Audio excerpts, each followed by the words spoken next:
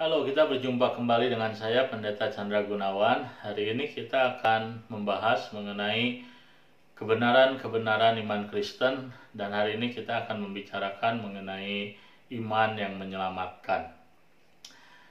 Apakah itu iman? Nah, dalam video yang sebelum ini kita sudah mendiskusikan mengenai konsep-konsep yang salah tentang iman. Dan hari ini kita akan mulai membicarakan beberapa aspek mengenai iman yang benar, iman sejati yang dibicarakan Alkitab. Dan kita akan mengawalinya dengan iman yang menyelamatkan. Nah, apakah itu iman yang menyelamatkan? Nah, jadi untuk memahami mengenai iman yang menyelamatkan, kita perlu memahami apa yang kita sebut sebagai pertobatan. Nah, kenapa iman yang menyelamatkan harus kita kaitkan pertobatan? Jawabannya adalah karena iman yang menyelamatkan ini adalah bagian daripada apa yang kita sebut sebagai pertobatan. Nah, jadi waktu seseorang percaya kepada Tuhan, kita seringkali berpikir sesungguhnya apa yang terjadi. Apakah yang terjadi sehingga seseorang kemudian menerima Tuhan, menerima anugerah keselamatan dan percaya kepada Tuhan. Nah, secara sederhana kita bisa mengatakan bahwa seseorang untuk boleh menerima keselamatan, percaya kepada Yesus, dia harus menerima apa yang disebut sebagai panggilan Injil. Nah, jadi Tuhan memakai firman Tuhan diberitakan melalui berbagai cara, melalui media, melalui berbagai kesempatan bentuknya. Firman diberitakan itu adalah kita menyebutnya sebagai external calling. Tuhan memanggil kita secara eksternal melalui firman Tuhan. Dan kemudian kita juga harus menyadari bahwa firman Tuhan, external calling, tidak akan bisa berdampak apa-apa dalam kehidupan manusia kecuali manusia menerima apa yang disebut sebagai effective calling atau internal calling. Nah, internal calling ini adalah karya daripada Roh Kudus, di mana ketika firman Allah diberitakan, firman Tuhan disampaikan, maka Roh Kudus itu melembutkan hati kita, membukakan hati kita, sehingga firman yang disampaikan menyentuh diri kita, membuat kita kemudian mengambil keputusan untuk bertobat. Nah, waktu orang mengambil keputusan untuk bertobat, apakah yang terjadi? Nah, disinilah kita perlu memahami dengan benar bahwa pertobatan sesungguhnya melibatkan dua aspek. Nah, aspek yang pertama adalah penyesalan akan dosa. Nah, itu adalah aspek pertama dari sebuah pertobatan. Maka pertobatan sejati tidak bisa terjadi tanpa orang mendengar berita mengenai bagaimana manusia itu berdosa dan manusia membutuhkan keselamatan dari Tuhan supaya dilepaskan daripada dosa dan konsekuensinya. Nah, jadi hanya kalau orang menyadari keberdosaannya, maka manusia baru membutuhkan sebuah pertobatan.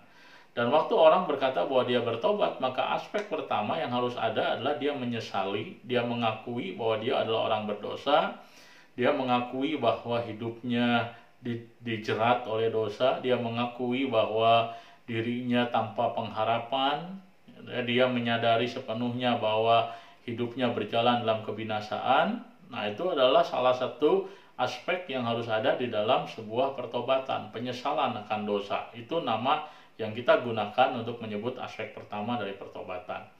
Nah, aspek kedua dari pertobatan itu adalah respons orang tersebut ketika menyadari bahwa saya orang berdosa, saya berjalan dalam jalan kebinasaan. Maka respon yang kedua yang harus ada, ini adalah sisi lain daripada menyesali dosa, apakah itu menyerahkan hidup kepada Tuhan. Nah, tindakan seseorang untuk menyerahkan hidup kepada Tuhan, nah itulah yang disebut sebagai iman. Nah, jadi iman merupakan sisi lain daripada penyesalan akan dosa. Nah, jadi pertobatan memiliki dua sisi. Sisi yang pertama adalah seseorang mengakui keberdosaannya, menyesali keberdosaannya, dan sisi yang kedua yang juga harus ada, menyerahkan dirinya kepada Tuhan. Nah, ini disebut sebagai dua sisi dari satu mata koin. Kenapa? Karena tidak bisa salah satunya tidak ada.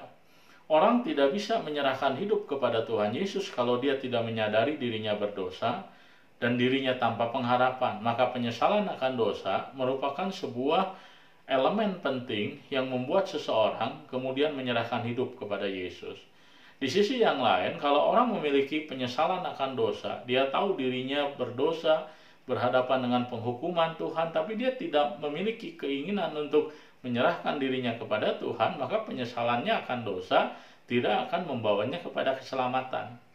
Nah, itulah sebabnya maka di dalam seseorang percaya kepada Yesus, waktu seorang bertobat, dua hal tadi haruslah ada, menyesali dosa dan juga beriman kepada Tuhan.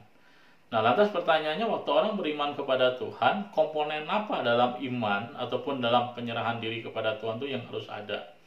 Nah, maka ada 3 komponen yang kita harus sadari. Yang pertama adalah komponen yang disebut sebagai pengetahuan.